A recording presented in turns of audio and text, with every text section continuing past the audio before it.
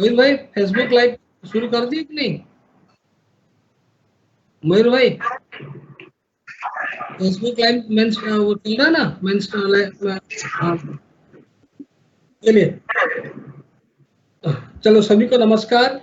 और इस कोरोना महामारी की समय के अंतर्गत लगभग अनेक प्रकार की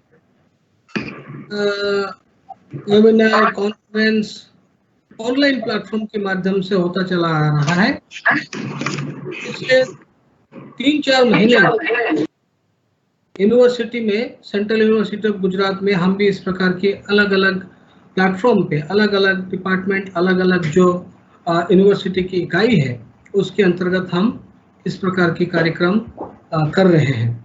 जैसे कि हम सबको ज्ञात होगा, एक भारत श्रेष्ठ भारत जो प्रधानमंत्री नरेंद्र मोदी जी का एक फ्लैगशिप प्रोग्राम है, उसके अंतर्गत दोनों राज्यों के बीच में पेयर बना। जैसे हमारे गुजरात जो है वो छत्तीसगढ़ राज्य के साथ पेयर बना, और ऐसे अलग अलग राज्यों के साथ पेयर बना हुआ है। और समय समय पे उनकी साल भर की जो एक्टिविटीज है वो निर्धारित किया गया है HID मिनिस्ट्री के द्वारा। यूनिवर्सिटी लेवल पे यूनिवर्सिटी लेवल का, स्टेट लेवल के साथ स्टेट लेवल का, इस प्रकार की अलग अलग जो गवर्नमेंट की एजेंसीज है उनके साथ, शैक्षणिक संस्थाएं हैं उनके साथ एक प्रकार की पीयर ग्रुप बनाया गया। और उसका मुख्य उद्देश्य जो है वो है कि एक राज्य की सांस्कृतिक संस्कृति के बारे में, भाषा के बारे में, खान पान, रहन सहन, उनकी इतिहास के बारे में, उनकी धरोहर के बारे में एक राज्य दूसरे राज्य के बारे में जान। इसमें अनेक प्रकार की एक्टिविटीज किया गया है। और उसकी में से एक जो पिछले साल से चला आ रहा है वो है एक भारत श्रेष्ठ भारत डे, यानी कि EBSB डे। EBSB डे के अंतर्गत हमने गुजरात सेंट्रल यूनिवर्सिटी के अंतर्गत पूरी हर 12 महीने की हमने 10 ऐसा इम्पोर्टेंट दिन को चुना है, और उस दिन को हमने ईयरमार्क किया हुआ है कि वो एक भारत श्रेष्ठ भारत यानी कि EBSB डे के रूप में यूनिवर्सिटी के अंतर्गत उसको मनाया जाएगा। और हमने लगभग जितने भी हमारे देश में महापुरुष जन्मे उन सभी महापुरुषों को हमने एक एक दिन निर्धारित किया हुआ है। और उसी कड़ी में आज हम एक भारत श्रेष्ठ भारत यानी EBSB डे के अंतर्गत ये वेबिनार का आयोजन किया जा रहा है, जिसमें की सबसे बड़ी खासियत है कि आज 23 जुलाई चंद्रशेखर आजाद ऐसे वीर महापुरुष क्रांतिकारी का आज जन्मदिन था, जिन्होंने न केवल संघर्ष किया बल्कि हंसते हंसते पूरी इस देश की आज़ादी के लिए उन्होंने बलिदान दिए। इनकी आज जन्मतिथि पर हम आज ये कार्यक्रम उनको याद स्मरण के रूप में इस कार्यक्रम के आयोजन किया जा रहा है। इस कार्यक्रम में जितने भी दर्शक हैं सभी को मैं स्वागत करता हूं, और एज ए नोडल ऑफिसर और चेयरमैन ऑफ एक Bharat Shreshtha Bharat central university of Gujarat, आज की इस कार्यक्रम में हमारे जो वेबिनार है उस कार्यक्रम में जो सेशन चेयर करेंगे वो है हमारे माननीय कुलपति प्रोफेसर रमाशंकर दुबे सर, जो कि एक न केवल अनुभवी है बल्कि उनकी गहरा अध्ययन और रुचि है समाजशास्त्र में। एक वैज्ञानिक होने के बावजूद भी, एक अच्छे साइंटिस्ट होने के बावजूद भी इनकी गहरा अध्ययन और रुचि है समाजशास्त्र में। और ये हमने पिछले 8-9 महीने से देख रहे हैं अलग अलग प्लेटफॉर्म में, जब जब वो बोलते हैं कुछ ना कुछ ऐसा नया चीज़ तथ्य सामने लाते हैं और सारे हमारी फैकल्टी और स्टूडेंट इसमें लाभान्वित होते हैं। प्रोफेसर दुबे सर मूलतः बनारस हिंदू यूनिवर्सिटी में उन्होंने पढ़ाई की और वहीं पे पिछले लगभग 40 साल से पढ़ा रहे थे। और बीच में 2 टर्म आप एक बार छत्तीसगढ़ में गुरु घासीदास विश्वविद्यालय में वहाँ वाइस चांसलर रहे। उसके बाद भागलपुर विश्वविद्यालय में वाइस चांसलर का दायित्व निर्वाह कर चुके हैं, और वर्तमान में पिछले साल से यानी 2019 से केंद्रीय विश्वविद्यालय गुजरात में आप कुलपति की दायित्व निर्वाह कर रहे हैं। एक अच्छे साइंटिस्ट जिनको अनेक प्रकार की अवार्ड और अनेक प्रकार की UGC की टीम में कमेटी में आप रहे हैं और अभी भी अपना सेवा दे रहे हैं। साथ साथ एक सबसे बड़ी जो एकेडमिशियन होने के नाते जो सबसे बड़ी उपलब्धि होता है, उनका 12,500 करीब आपका साइटेशन है, जो अपने आप में एक बहुत बड़ा स्तंभ और मापदंड है एकेडमिशियन के नाते। तो ऐसे अनुभवी एकेडमिशियन एवं कुलपति प्रोफेसर उमाशंकर दुबे सर का मैं स्वागत करता हूं। और आज के इस कार्यक्रम की मुख्य वक्ता प्रोफेसर शिवप्रकाश सिंह जी, आप बोल तो दिल्ली यूनिवर्सिटी में पॉलिटिकल साइंस डिपार्टमेंट में आप प्रोफेसर हैं और आप डिपार्टमेंट से ज्वाइन करने से पहले दिल्ली में IIPA में, Indian institute of public administration में अंबेडकर चेयर के नाते रहे और एकेडमिक जगत में पॉलिटिकल साइंटिस्ट के नाते आपका एक बहुत बड़ा रोल भी है और योगदान भी है। टेलीविजन डिबेट में अक्सर आपको लोग देखते हैं, सुनते हैं आपके विचारों को। अलग अलग जो प्राइम टाइम डिबेट होती है, Zee News, India Today, India TV और आज तक कई चैनल्स में आप आते हैं और आप एक स्तंभकार भी हैं, रिसर्चर तो है ही हैं, साथ साथ स्तंभकार हैं। अनेक PhD आपने कराए हुए हैं, आपकी लिखी गई अनेक पुस्तक भी हैं और सबसे खासियत बात यह है कि एक साधारण एकेडमिशियन के नाते आप जीते हैं। कभी भी कोई बुलाए, अगर आप उनका डेट खाली रहता है तो तुरंत हाँ भर देते हैं। जैसे कि मैंने बड़ा शॉर्ट नोटिस से उनको बुलाया, क्योंकि मैं तो बड़ा भाई इनसे मानता हूँ, तो इसलिए आपसे अधिकार के नाते कि घरे आपको इस दिन बुलाना है। लेकिन सभी के लिए आपका द्वार खुला हुआ ऐसा एकेडमिशियन और ऐसा व्यक्तित्व तो आज हमारे बीच में है, जो चंद्रशेखर आज़ाद जी का व्यक्तित्व और कृतित्व के बारे में आज आप बोलेंगे। जैसे कि आज मैंने कहा है कि हमारे जो मुख्य आज विषय है वो है बलिदानी चंद्रशेखर आज़ाद, उनके व्यक्तित्व और कृतित्व, यानी कि उन्होंने व्यक्तित्व कितना विशाल था और उनका कृत्य, उन्होंने जो किया है, जो बलिदान दिए है, उसके बारे में यथासंभव हम आपसे सुनेंगे और उसका लाभ लेंगे। साथ ही हमारे इस कार्यक्रम में केंद्रीय विश्वविद्यालय गुजरात की कुल सचिव रजिस्ट्रार साहब प्रोफेसर आलोक गुप्ता सर, आप भी जुड़े हैं या शायद जुड़ने वाले हैं। तो प्रोफेसर आलोक गुप्ता हिंदी विभाग के प्रोफेसर हैं यहाँ पे, और इससे पहले आप डीन भी रहे school of language literature and culture studies का, और साथ साथ आपने अभी रिसेंटली उनको गुजरात साहित्य अकेडमी से एक अवार्ड भी प्राप्त हुआ है, और वो भी एक अच्छे एकेडमिशियन माने जाते हैं हिंदी जगत में।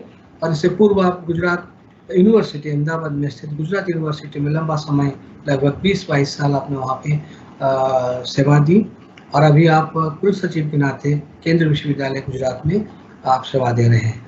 ऐसे आज की ये पूरा हमारी जो कार्यक्रम के अंतर्गत जितने महानुभाव हमारे साथ जुड़े हैं, इसके साथ साथ कुछ हमारी ABSB टीम के मेंबर भी साथ में हैं, जो माइक्रोसॉफ्ट टीम पे जुड़े हैं।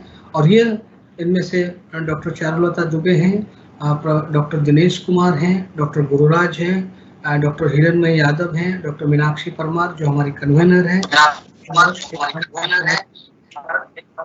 ऐसे सभी लोग हमारे साथ माइक्रोसॉफ्ट टीम पे जुड़े हैं। बाकी लोग जो हैं, जो फैकल्टी है, स्टूडेंट है, आचार्य प्रोफेसर आलोक गुप्ता सर भी आ गए। सर आपको नमस्कार। और ऐसे सभी दर्शक जो हमारी Facebook official page Facebook central university of Gujarat का जुड़े हैं, और स्टूडेंट, टीचर्स, कर्मचारी, जितने भी लोग जुड़े हैं, और बाहर के भी जितने भी दर्शक हैं, सबको चंद्रशेखर आज़ाद जी का आज जन्मदिन पे बहुत बहुत स्वागत है। जैसे कि मैंने कहा शुरू से कि हमने एक भारत श्रेष्ठ भारत की ओर से हम हर एक 10 ऐसे दिन चुने हैं जो महापुरुषों का जन्म तिथि है, जिसमें हम प्रयास करते हैं कि कोई छोटे बड़े कार्यक्रम करें, और उस कार्यक्रम करने के हेतु ये है कि उस महापुरुष को हम याद करें, स्मरण करें, और स्मरण करके उनके जो दिए हुए पद चिन्ह पर हम चलने की प्रयास करें। ऐसे चंद्रशेखर आज़ाद जी का इनके बारे में कहा जाता है कि जो आज़ाद उनको सरनेम मिला है वो समाज ने दिया है, और इस समाज से उन्होंने ही लिया है। वो तो जन्म 1906 से पैदा होने के बाद मात्र 15 वर्ष में उन्होंने क्रांतिकारी बनने के निर्णय लिया। अपनी माताजी की इच्छा थी कि वो संस्कृत के स्कॉलर बने, लेकिन दोनों भाई, इस परिवार में दोनों भाई क्रांतिकारी होकर निकल गए और अपने जीवन को कुर्बान किया, शहीद हुए देश की आज़ादी के लिए। ऐसा तो बड़ा लंबा व्यक्तित्व है, लेकिन हम इस पूरी विषय पे सुनेंगे प्रोफेसर, आज के हमारे जो मुख्य वक्ता है प्रोफेसर श्री प्रकाश सिंह सर से। तो कार्यक्रम को शुरू करने से पहले मैं हमारे आईटी टीम की टेक्नीशियन से अनुरोध करूंगा मयूर भाई को कि कुल गीत को प्रारंभ करें। कुल गीत यूनिवर्सिटी का जो कुल गीत है, इन्वोकेशन सॉन्ग, ये हमारी प्रत्येक कार्यक्रम के पहले प्रारंभ उसको ये किया जाता है, चालू किया जाता है, उसको स्मरण किया जाता है। तो ये कुल गीत के बारे में एक लाइन में बताना चाहूँगा कि ये कुल गीत पहले नहीं था। ये पिछले साल जब हमारे कुलपति श्रद्धेय प्रोफेसर रमाशंकर दुबे साहब आए, उन्होंने इस बात को देखा कि यूनिवर्सिटी में कुल गीत नहीं, तो BHU से आए थे, तो उनको तुरंत ये बात मन में खली और उन्होंने तुरंत किसी को कहे बगैर, किसी से कुछ नहीं कहे बगैर, उन्होंने तुरंत इस गीत की रचना कर डाली। तो यानी कि इस कुल गीत की जो रचना है, आप रचयिता जो है आप स्वयं हमारा कुलपति सर हैं। तो और एक दूसरा सबसे बड़ा खासियत जो है इस कुल गीत का है कि गुजरात की जितनी भी परंपरा है, संस्कृति है, उसके इतिहास है और जितनी भी गुजरात की धरोहर है, ये पूरा इस गीत में समाहित है। और इस गीत को कोई भी एक सामान्य व्यक्ति सुने तो उसके पूरी गुजरात उसमें दर्शाता है। ज्ञान, परंपरा, गुजरात के बारे में इतिहास और उसकी संस्कृति पूरा इसके अंदर सम्मिलित है। तो आइए इस गीत को हम सुनते हैं, कुल गीत को, और उसके पश्चात हम कार्यक्रम को प्रारंभ करेंगे। मयूर भाई कृपा करके कुल गीत को आप प्रारंभ करें।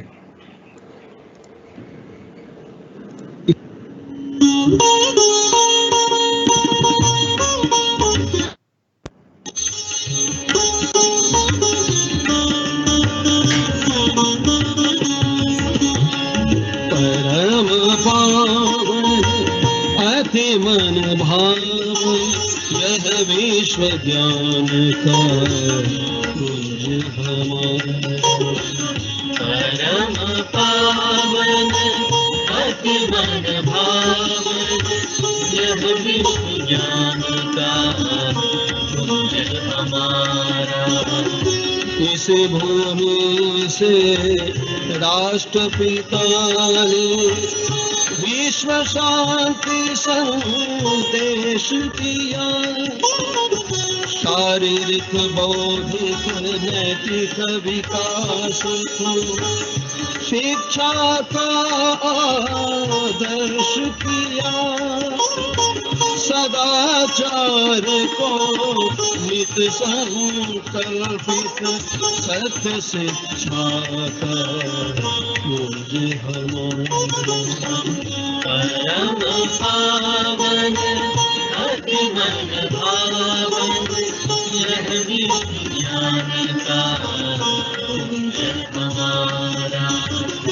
भूमि लौह पुरुष की जिससे एकीकृत हुआ भारत हो,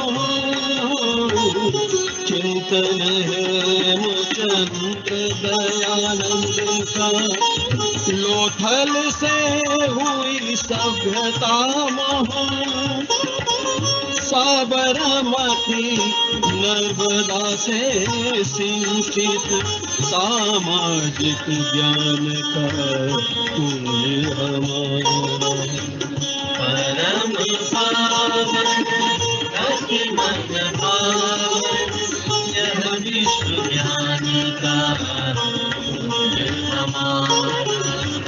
द्वारकाधीश पर गर्व करें हम, गीता का जिसने ज्ञान दिया, कर्म भक्ति और ज्ञान ज्योति से मानव का उत्थान किया, उनके दिव्य दर्शन से प्रेरित कर्म ज्ञान कर कुंज हमारा परम पावन हसी मन भावन यह विश्व ज्ञान का हमारा भाषा शिक्षण सायन प्रबंधन विविध ज्ञान विज्ञान समागम नवाचार से विश्वविद्यालय जहाँ शोधरत हर जन मन नई विधा में शोध व शिक्षण ज्ञान सृजन का कुंज हमारा परम पावन अति मन भावन यह विश्व ज्ञान का कुंज हमारा परम पावन अति मन भावन यह विश्व ज्ञान का कुंज हमारा परम पावन अति मन भावन यह विश्व ज्ञान का कुंज हमारा। चलिए, बहुत बहुत धन्यवाद मयूर भाई। ये था हमारी यूनिवर्सिटी का कुलगीत। और कार्यक्रम को आगे बढ़ाने हेतु मैं हमारे केंद्रीय विश्वविद्यालय गुजरात की कुल सचिव प्रोफेसर अलग गुप्ता से निवेदन करूंगा कि वो हम अतिथि और बाकी सभी जो जुड़े हैं सबका एक बार स्वागत करें, तत्पश्चात हम कार्यक्रम आगे बढ़ाएंगे। प्रोफेसर अलग गुप्ता सर। नमस्कार। एक भारत श्रेष्ठ भारत के इस महत्वपूर्ण कार्यक्रम में आप सबका स्वागत है। गुजरात केंद्रीय विश्वविद्यालय के माननीय कुलपति प्रोफेसर रमाशंकर दुबे इस कार्यक्रम के अध्यक्ष हैं और वे भारतीय संस्कृति के बहुत गंभीर अध्येता रहे हैं। वो बहुत उत्तम साइंटिस्ट हैं। तो विज्ञान और साहित्य संस्कृति का जो संगम है वो उनके व्यक्तित्व में देखने को मिलता है। कुलगीत की आपने सुना, उससे भी इन चीजों का पता चलता है।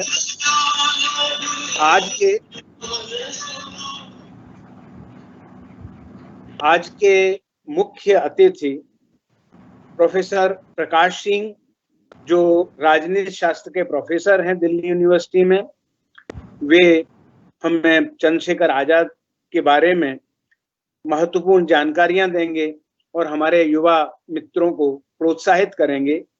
एक भारत श्रेष्ठ भारत का जो मिशन है वो देश में एक नई राष्ट्रीय चेतना जागृत करने का है। भारत की महानता जो है उससे परिचित होना आज के हर युवा का एक कर्तव्य भी बनता है और दायित्व भी है कि वो अपने को पहचाने।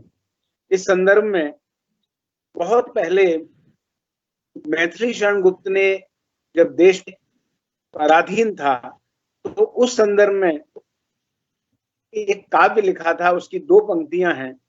हम कौन थे, क्या हो गए, क्या होंगे अभी, आओ विचारें मिलकर वे संभावनाएं सभी।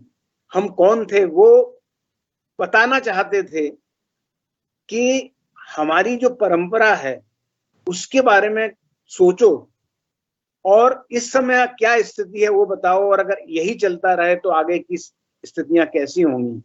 ये एक ऐसा प्रश्न था जो उन्होंने उस समय के युवा लोगों को के सामने रखा था और जो साहित्य के मर्मज्ञ हैं वो जानते हैं ये सूत्र मंत्र के रूप में युवाओं में आकर्षित हुआ। जिनकी आज जन्म जयंती है, वैसे श्री चंद्रशेखर आजाद के बारे में हम विस्तार से सुनेंगे अपने विद्वान वक्ता से, लेकिन 1-2 चीजें मेरे मन में खड़ी हो रही हैं। वो कौन सा समय था जब 15 वर्ष का किशोर अपनी मां से प्रेरणा लेकर बनारस जाता है संस्कृत पाठशाला में संस्कृत सीखने।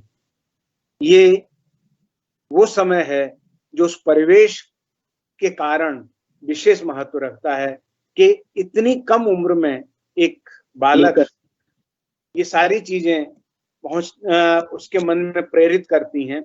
और इससे भी महत्वपूर्ण जो घटना जिसको हम सब जानते हैं, गांधी जी के 1921 में गांधी जी के असहयोग आंदोलन में छात्रों में भी उमंग आई और उन्होंने भी आंदोलन के लिए वो भी निकल पड़े और उसमें चंद्रशेखर आजाद भी गिरफ्तार हुए।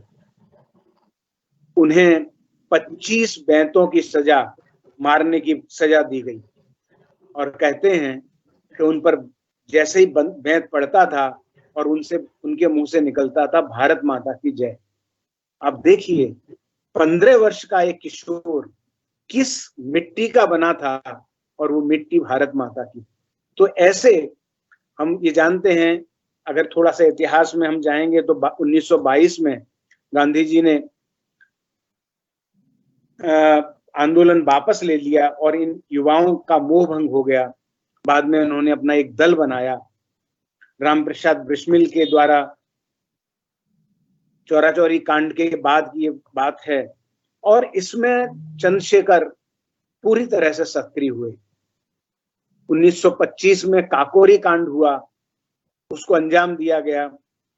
लाला लाजपत राय की मौत का बदला लिया गया सांडर को गोली मारकर। ये सारी घटनाओं के साथ बड़े सूत्रधार के रूप में चंद्रशेखर आजाद मौजूद। केंद्रीय असेंबली में बम फेंकना और ये कहा गया कि बहरों को सुनाने के लिए धमाके की जरूरत है। ये सारी चीजें, इसके पीछे नेतृत्व चंद्रशेखर आजाद का था और जिसके बारे में आप सब जानते हैं कि अल्फ्रेड पार्क में योजना बनाते हुए अकस्मात पुलिस आती है और कहते हैं कि आखिरी गोली, उन्होंने कहा कि मैं किसी अंग्रेज की गोली से नहीं मरूंगा और वो अपने को गोली मारते हैं। एक ऐसा व्यक्तित्व वास्तव में आज हमें, हमारे युवाओं को, हमारी परंपरा को भी जानने की जरूरत है और ऐसे देशभक्तों के बारे में भी जानने की जरूरत है। मैं एक भारत श्रेष्ठ भारत के कन्वीनर डॉक्टर अतनु महापात्र को धन्यवाद देता हूं कि वह इस तरह के देश में चेतना जागृत करने के, हमारे युवाओं में चेतना जागृत करने के कार्यक्रम करते हैं। इसी तरह से हमें निरंतर करेंगे। मैं इस कार्यक्रम की शुभकामना, इसको सफल बनाने के लिए मानता हूं कि निश्चित ही बहुत महत्वपूर्ण कार्यक्रम होगा। उन्हें आप सबका स्वागत है। धन्यवाद।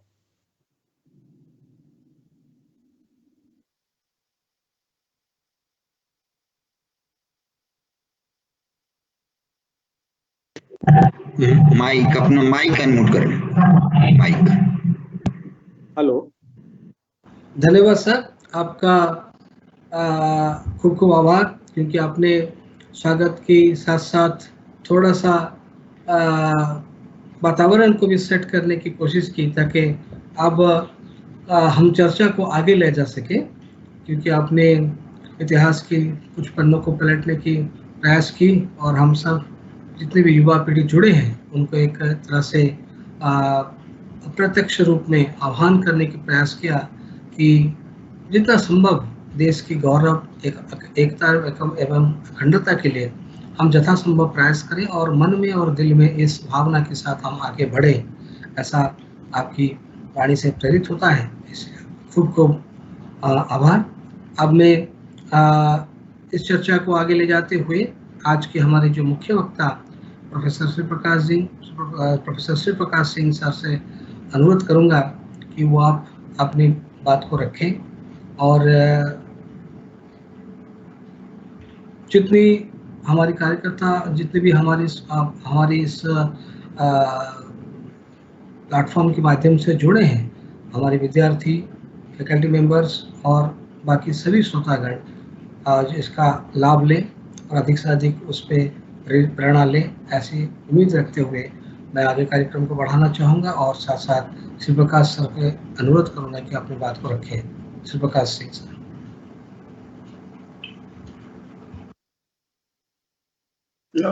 धन्यवाद अतनु महापात्र जी।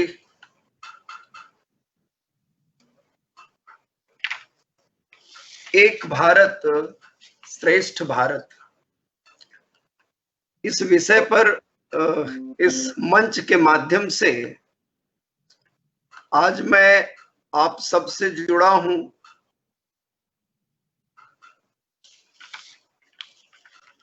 पहले तो ये अवसर देने के लिए अतनु महापात्र जी का बहुत बहुत धन्यवाद।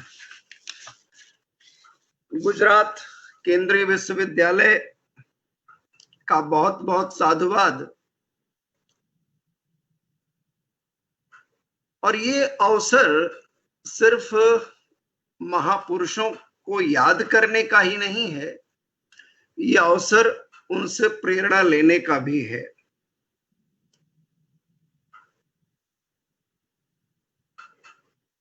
अमर बलिदानी चंद्रशेखर आजाद व्यक्तित्व एवं कृतित्व, इस विषय पर मुझे आप सबके समक्ष जितना भी मेरा अध्ययन है, जितनी मेरी जानकारी है, उसको रखने का एक अवसर प्राप्त हुआ है। उससे पहले मैं गुजरात केंद्रीय विश्वविद्यालय के माननीय कुलपति महोदय प्रोफेसर रमाशंकर दुबे जी का बहुत बहुत साधुवाद करना चाहता हूं, बहुत बहुत प्रणाम करना चाहता हूं कि आपकी अनुमति इस कार्यक्रम के लिए प्राप्त हुई और मैं गुजरात केंद्रीय विश्वविद्यालय के इस मंच के माध्यम से आपसे जुड़ सका। आपका प्रभाव परिलक्षित है।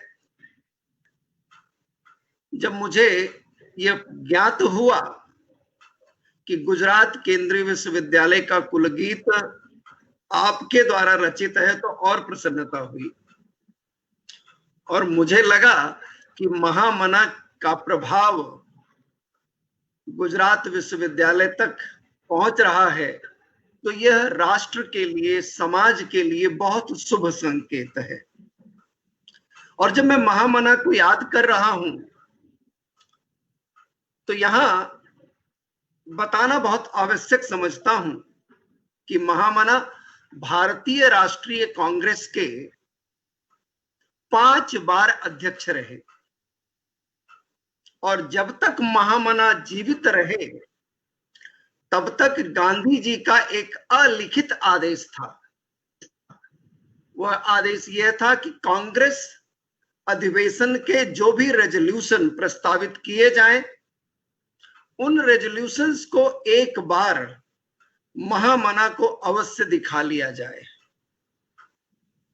तो महामना के प्रति अगाध स्नेह, अगाध विश्वास गांधी जी का रहा है और तमाम ऐसी घटनाएं राष्ट्रीय आंदोलन के दौरान हमको मिलती हैं जहां पर महामना स्वेच्छा से या अपनी दूरदर्शिता से अनेक कार्य करते नजर आते हैं जिनका गांधी जी ने बाद में अनुमोदन भी किया है। तो कुलगीत देकर के आपने उपकृत किया है, इस नाते आपका बहुत बहुत साधुवाद। आलोक गुप्ता जी हिंदी साहित्य के विद्यार्थी हैं, हिंदी साहित्य के आचार्य हैं और जब आप बोल रहे थे तो मुझे लग रहा था कि आलोक जी तो कुछ अधिक बोल जाएंगे तो मेरे लिए कुछ बचेगा ही नहीं। लेकिन इन महापुरुषों का पौरुष इतना है, इनका कृतित्व इतना है, इनका व्यक्तित्व इतना बड़ा है कि किसी एक पहलू को भी उठा लिया जाए तो परिचर्चा का समय खत्म हो जाएगा। और आज का दिन तो वैसे भी अविस्मरणीय है कि 2 महापुरुष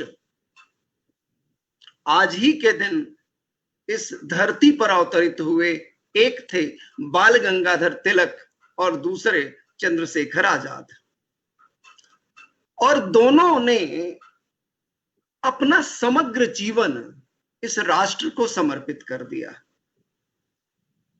इतिहास की पुस्तकों में बाल गंगाधर तिलक का भी जो चित्रण है वो बहुत अच्छा चित्रण नहीं है। उन्हें उग्र कहा गया, उन्हें कहीं कहीं पर अतिवादी भी कहा गया, लेकिन मेरा मानना है कि ये सब राष्ट्र धारा के ऐसे प्रमुख किरदार रहे हैं जिन्होंने भारत की आजादी की नींव रखी। मैं चंद्रशेखर आजाद पर लौटता हूं कि क्रांतिकारी बनना, क्रांतिकारी बन करके उसको निभाना और उसको आगे ले जाना कोई आसान काम नहीं है। 1917 में रूस की क्रांति होने के बाद उधर से माइक बंद कर दे तो आवाज तो होगी, उधर से माइक बंद कर दे तो बेहतर रहेगा। 1917 के बाद जब रूस में क्रांति हुई तो एक रूसी क्रांतिकारी ने क्रांतिकारियों की औसत उम्र निर्धारित करते हुए या बताते हुए लिखा कि क्रांतिकारियों की उम्र सामान्यतया 2 वर्ष की होती है, लेकिन चंद्रशेखर आजाद का क्रांतिकारी जीवन 7 साल तक चला और इतनी प्रमुखता से चला कि जब तक वो मंच पर रहे, राष्ट्रीय राजनीति के मंच पर रहे, तब तक अपने नेतृत्व से समाज को, युवाओं को प्रेरित करते रहे। निसंदेह मनमथ नाथ गुप्त लिखते हैं कि यह हमारा दुर्भाग्य है कि हमारे इतिहास में जो स्थान इन क्रांतिकारियों को मिलना चाहिए था वो स्थान इन क्रांतिकारियों को मिला नहीं। तमाम शिक्षाविद इस वेबिनार के माध्यम से जुड़े हुए हैं। मैं सिर्फ इतना आग्रह करता हूं, 1970 के दशक, 1960 के दशक का अगर आप सिलेबस उठा लें, विश्वविद्यालयों का, स्कूलों का उठा लें, तो आपको मिलेगा कि तमाम महानुभावों के चरित्र, तमाम राष्ट्र नेताओं के चरित्र, तमाम क्रांतिकारियों के चरित्र को उसमें स्थान मिलता था, उनका वर्णन मिलता था। और विद्यार्थी अपनी प्रारंभिक शिक्षा से ही राष्ट्रबोध से प्रेरित होता रहता था। लेकिन अकादमिक जगत में विचारधारा की जो राजनीति घुसी, उस विचारधारा की राजनीति ने सिलेबस के चरित्र को ही बदल दिया। उन प्रेरक चरित्रों का अभाव हमको सिलेबस में दिखता है। ये भारतीय धरती, ये भारत की धरा वीर भूमि रही है। राणा सांगा से लेकर के महाराणा प्रताप, वीर शिवाजी, तमाम ऐसे प्रेरक चरित्र हुए जिनको इतिहास में बहुत कम स्थान मिलता है। उनका स्थान वैचारिक योद्धाओं ने ले लिया। इसी नाते मैं गुजरात केंद्रीय विश्वविद्यालय को साधुवाद करता हूं कि आपने एक ऐसी अमर गाथा को उठाया है, एक ऐसे अमर चरित्र को उठाया है जिस पर हम सभी आज परिचर्चा के लिए जुड़े हैं। मित्रों, जब मैं कुछ पढ़ने की कोशिश कर रहा था, जानकारियां हासिल करने की कोशिश कर रहा था, तो मुझे एक बात ने बहुत आकर्षित किया, और वो बात है चंद्रशेखर आजाद के समकालीन जो क्रांतिकारी थे, उन क्रांतिकारियों की उम्र क्या थी। आपको विस्मय होगा कि खुदीराम बोस मात्र 19 वर्ष की उम्र में फांसी पर झूल गए। भगत सिंह 23 वर्ष की उम्र में, राजगुरु 22 साल की उम्र में, सुखदेव 23 वर्ष की उम्र में, रामप्रसाद बिस्मिल 30 वर्ष की उम्र में, राजेंद्र लाहिड़ी 26 वर्ष की उम्र में, अशफाकुल्ला खां 26 वर्ष की उम्र में, और चंद्रशेखर आजाद, जिनकी जन्म जयंती की चर्चा के लिए, जिनके स्मरण के लिए, उस अमर बलिदानी के लिए हम आज इस वेबिनार के माध्यम से एकत्र हुए हैं। उन्होंने मात्र 24 वर्ष की उम्र में अपने आप को इस देश के लिए, इस मातृभूमि के लिए न्यौछावर कर दिया, स्वयं को बलिदान कर दिया। कल्पना कीजिए क्या मानस रहा होगा। आलोक जी बता रहे थे कि गांधी जी राष्ट्रीय राजनीति में आए उससे पहले एक बहुत बड़े नाम के रूप में, बहुत बड़े हस्ताक्षर के रूप में स्थापित हो चुके थे। इसलिए गांधी तत्कालीन परिस्थितियों में राष्ट्र की आजादी के लिए एक सूत्रवाक्य बन गए थे, एक माध्यम बन गए थे। और जब गांधी जी ने असहयोग आंदोलन की दुंदुभी बजाई तो तमाम विद्यार्थियों ने, तमाम सरकारी नौकरों ने, तमाम सरकार की सेवाओं से जुड़े हुए लोगों ने स्कूल, कॉलेज, ऑफिसेज सब त्याग दिया।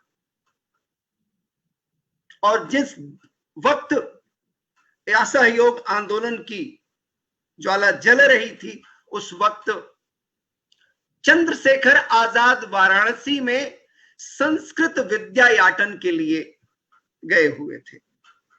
बहुत गरीब परिवार में पैदा हुए। आपका जन्म मध्य प्रदेश की झाबुआ तहसील के छोटे से गांव भावरा में हुआ। पिता सीताराम तिवारी की आर्थिक स्थिति बहुत अच्छी नहीं थी।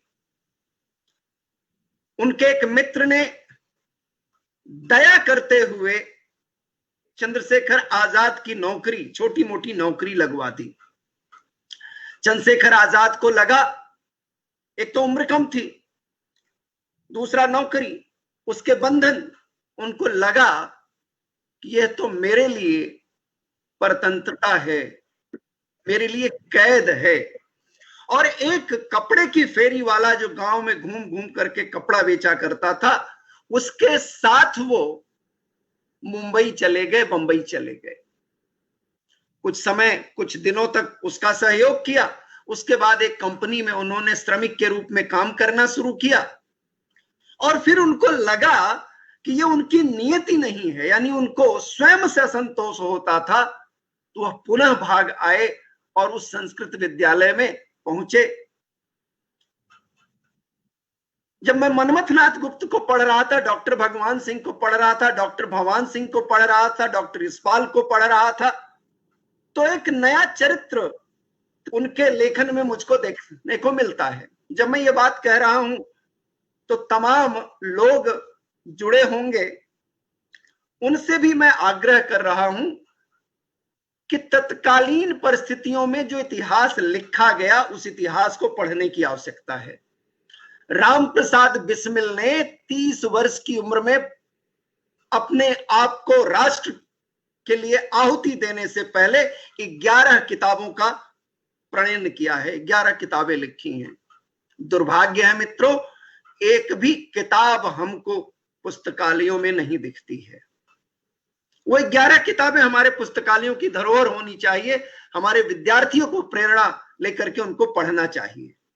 मनमथनाथ गुप्त के द्वारा क्रांतिकारी इतिहास पर खूब लिखा गया, उसको पढ़ना चाहिए। मैं इसलिए कह रहा हूं, ये लोग स्वयं क्रांतिकारी थे। रामप्रसाद बिस्मिल स्वयं बहुत बड़े क्रांतिकारी थे। मनमथनाथ गुप्त स्वयं बहुत बड़े क्रांतिकारी थे। डॉक्टर भगवान सिंह बहुत बड़े क्रांतिकारी थे। सचिंद्र सान्याल ने खूब लिखा है, उनको कोई नहीं पढ़ता है। उनकी तो छोड़िए, एनी बेसेंट ने महाभारत के ऊपर, रामायण के ऊपर खूब लिखा है। उनको भी लोग नहीं पढ़ते हैं। कंपैरेटिव रिलीजन पर खूब लिखा है, उनको भी नहीं पढ़ते हैं।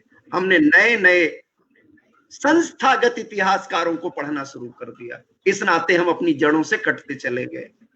मित्रों, जैसे मैं आपसे कह रहा था कि संस्कृत का अध्ययन करने गए हुए थे और बहुत विपन्न अवस्था में रहते थे। संस्थागत सपोर्ट मिलती, लेकिन भोजन का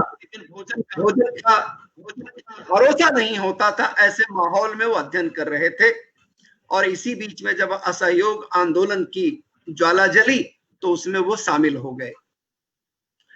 और जब वो शामिल हुए तो असहयोग आंदोलन में सहयोग करने के लिए उनको कैद कर लिया गया। बड़ी मार्मिक घटना है। मनमथ नाथ गुप्त लिखते हैं कि जितने भी नवयुवक कैद किए गए थे उन सबको एक रटा रटाया एक वाक्यांश दिया गया था जिसको जज के सामने पढ़ना था। वो वाक्यांश क्या था? जलियांवाला बाग के हत्याकांड और खिलाफत आंदोलन में हुए अन्याय के विरोध में मैं इस अदालत को स्वीकार नहीं करता, इसलिए असहयोग करता हूं। मित्रों, आप सोचिए कि एक लिखा लिखाया सूत्र वाक्य दिया गया और उस सूत्र वाक्य को सभी क्रांतिकारियों को, जो नवयुवक क्रांतिकारी थे, उनको पढ़ना था।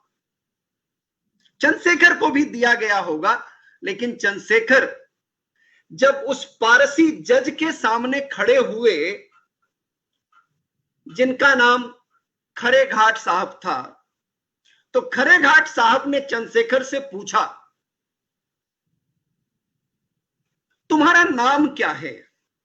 तो चंद्रशेखर का जवाब था, मेरा नाम आजाद है।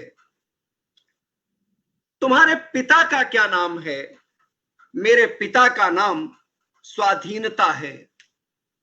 तुम्हारा घर कहां है? मेरा घर कारावास है, मेरा घर जेल खाना है। एक तरफ रटा रटाया वक्तव्य, एक तरफ स्वकल्पित स्वभूत आत्मविश्वास से भरा हुआ यह 15 वर्षीय बालक अपने आप को एक नई दिशा में ले जा रहा था। जस्टिस खरे घाट को लगा कि यह बालक उनकी अवमानना कर रहा है, उनका अपमान कर रहा है, तो उन्होंने 15 बेत का दंड दिया, जबकि अन्य जो सहभागी थे उनके साथ उनको 3 महीने की जेल दी। और ये 15 बेत कोई सामान्य बेत नहीं होते थे। ये बेत का तो दंड था, शरीर पर जहां पड़ जाता था वहां की चमड़ी उड़ जाती थी। बनारस का जो केंद्रीय कारागार है उसमें चंद्रशेखर आजाद को ले जाया गया और जैसे जैसे उन पर वो बेत पड़ती रही, उनके मुंह से सिर्फ एक उद्गार निकलता था और वह उद्गार था, महात्मा गांधी की जय। महात्मा गांधी की जय बोलते जाते थे, उनके ऊपर पढ़ते जाते थे और जैसे जैसे उन पर पढ़ता जाता था उनकी आवाज में उतनी मुखरता आती जाती थी, प्रखरता आती जाती थी। उनके इस कृतित्व को देखते हुए वाराणसी में हलचल सी मच गई कि एक ऐसा बालक भी है, ऐसा निर्भीक है, ऐसा जीवट वाला है, ऐसा साहसी है जिसने ब्रिटिश सरकार को चुनौती दी है। और ज्ञानवापी जो स्थान है, उस ज्ञानवापी स्थान पर उनका अभिनंदन किया गया और उस दिन से चंद्रशेखर आजाद का जो आजाद है वो पूरी तरह से स्थापित हो गया। और जब मैं ये बात कह रहा हूं यह स्थापित हो गया, तो उसके पीछे चंद्रशेखर का अपना मानस है। यह नाम उनको किसी ने दिया नहीं, उन्होंने स्वयं इस नाम को ब्रिटिश न्यायपालिका के समक्ष रखा था और उसको स्वीकृत किया गया था। एक सवाल सामान्यतया लोगों के मन में रहता है कि गांधी जी और जो क्रांतिकारी आंदोलन है उसके बीच में कहीं साम्य नहीं था। मित्रों, आपको जानकर के सुखद अनुभूति होगी, जब गांधी जी ने नेतृत्व की केंद्रीय भूमिका को संभाल लिया तो सचिंद्र सन्याल जैसे क्रांतिकारियों ने अपने क्रांतिकारी अभियान को शांत कर दिया, उसको रोक लिया। ये कोई सामान्य बात नहीं है। ऐसा नहीं कि गांधी जी के बाद ही हिंदुस्तान रिवॉल्यूशनरी एसोसिएशन बनी, जिसके सदस्य, जिसके नेता चंद्रशेखर आजाद थे, भगत सिंह जिसके सदस्य थे। उसके पहले भी क्रांतिकारियों ने तमाम बड़े कार्य, क्रांतिकारियों ने तमाम श्रेष्ठ कार्य किए हैं, जिनका उल्लेख, जिनमें से एक का उल्लेख मैं आपके समक्ष अवश्य करना चाहता हूं, क्योंकि वो बहुत प्रेरक है। मित्रों, 1857 से लेकर के 1947 तक का जो इतिहास है उसमें तमाम क्रांतिकारी हमको मिलते हैं। मंगल पांडे से लेकर के इंडियन रॉयल नेवी का जो विद्रोह है ब्रिटिश सरकार के खिलाफ, एक सघन परंपरा हमको क्रांतिकारियों की मिलती है। जैसे मैंने कहा कि गांधी जी राष्ट्रीय राजनीति में आए तो सचिंद्र सन्याल जैसे महान क्रांतिकारियों ने भी अपनी क्रांति के तरीकों को कुछ दिन के लिए स्थगित कर दिया, और चंद्रशेखर आजाद तो गांधी जी के साथ ही थे। जब गांधी जी ने असहयोग आंदोलन को चौरा चौरी की घटना के बाद वापस लिया तो तमाम लोगों में गांधी जी के इस निर्णय से संतुष्टि पैदा हुई, और असंतुष्टि पैदा करने वाले या असंतुष्टि जाहिर करने वाले लोगों में तमाम लोग थे। पंडित मोतीलाल नेहरू, पंडित जवाहरलाल नेहरू, सरदार विट्ठल भाई पटेल, सी.आर. दास, सुभाष चंद्र बोस, चंद्रशेखर आजाद,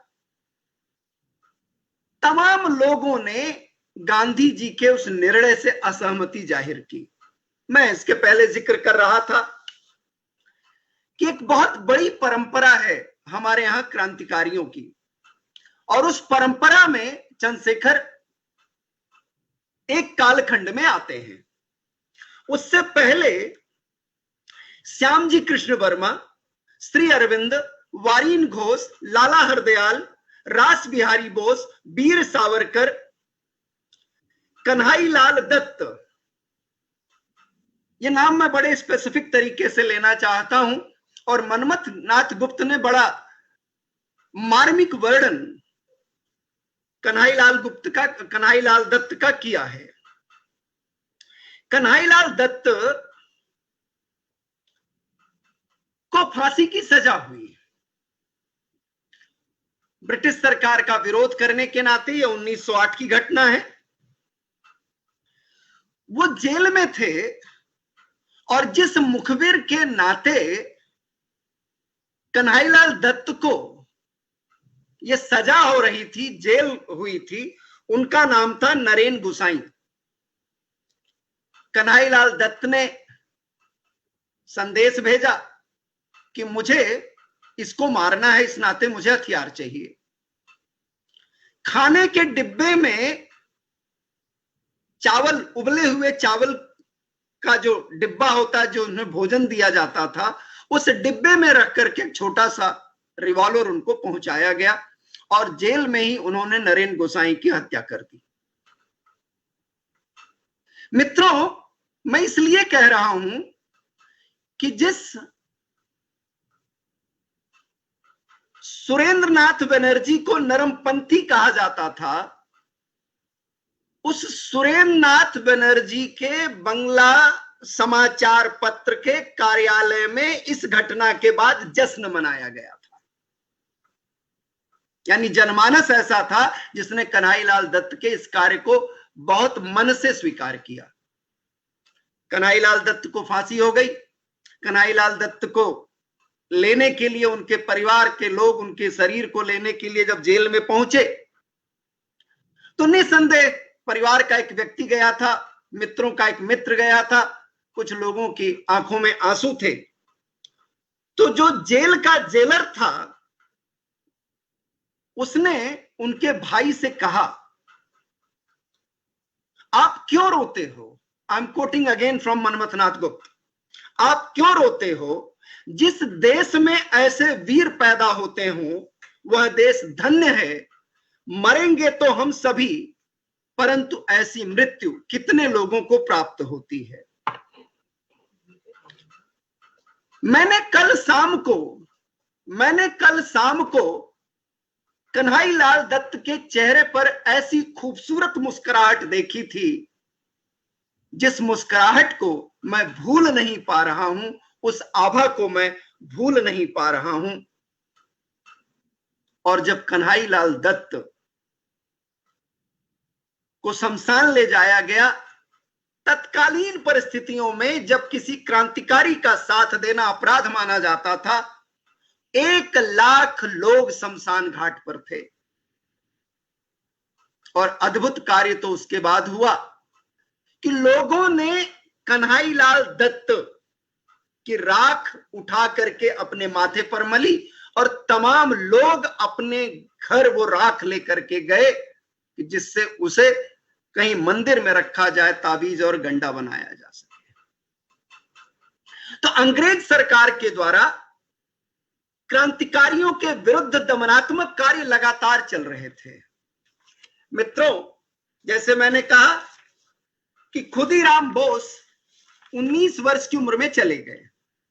उनके पक्ष में तिलक ने लेख लिखा, अंग्रेज सरकार ने उनको जेल कर दी। सचिंद्रनाथ सान्याल की पत्नी जब चंद्रशेखर आजाद प्रयागराज में जलाए गए वहां मौजूद थी और उन्होंने जिक्र किया, बोलते हुए जिक्र किया कि मुझे आज रास बिहारी बोस की याद आ रही है। कैसे उनकी राख तमाम लोगों ने इसलिए उठा ली कि वो उसका जंतर गंडा बनाएंगे, हाथों में बांधेंगे और अपने बच्चों को प्रेरित करेंगे कि फिर से कोई खुदीराम बोस पैदा हो। वही स्थिति प्रयाग में भी पैदा हुई कि लोगों ने चंद्रशेखर आजाद की चिता की राख को बहुत आदर के साथ, प्रणम्य भाव के साथ उठाया, संग्रहित किया और बहुत अनुनय विनय के पास थोड़ी बहुत राख जो बची थी वह त्रिवेणी में फेंकी गई। तो आप सोच सकते हैं कि जनमानस में कितनी श्रद्धा थी, कितना विश्वास था, कितना लगाव था इन भारत माता के सपूतों के प्रति। इसलिए मैं कहता हूं कि क्रांतिकारी आंदोलन को फिर से पढ़ने की आवश्यकता है, उसको पुनः जानने की आवश्यकता है। और जो लोग शांतिपूर्ण आंदोलन और क्रांतिकारी आंदोलन के बीच में बिखराव या बीच में दीवार खड़ी करते रहते हैं, उनको मैं आग्रह करूंगा आपके माध्यम से कि वे तत्कालीन परिस्थितियों में लिखे गए सचिंद्र सान्याल के ग्रंथ को अवश्य पढ़ें, मनमथ नाथ गुप्त के ग्रंथ को अवश्य पढ़ें, तो उनको एहसास होगा कि कितना आदर भाव राष्ट्रीय जीवन में जो भी लोग सन्नद्ध थे उनके लिए एक दूसरे में व्याप्त था। एक और बात मैं कहना चाहता हूं, बड़ी खूबसूरत बात है। जब मैं बिस्मिल की बात कर रहा था तो मुझे उनकी लाइनें, हम लोग बचपन में पढ़ते थे, इन लाइनों को बड़े फख्र से बोला भी करते थे। और चंद्रशेखर आजाद का जिनका कोई फोटो उपलब्ध नहीं है, एक ही फोटो जनमानस के सामने है जिसमें वो अपनी मूंछों को ठीक करते हुए, ताव देते हुए नजर आते हैं। क्या बोध रहता था क्रांतिकारियों के मन में।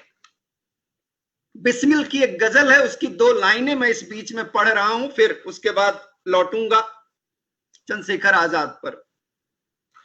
खींच कर लाई है सबको, खींच कर लाई है सबको कत्ल होने की उम्मीद, खींच कर लाई है सबको कत्ल होने की उम्मीद।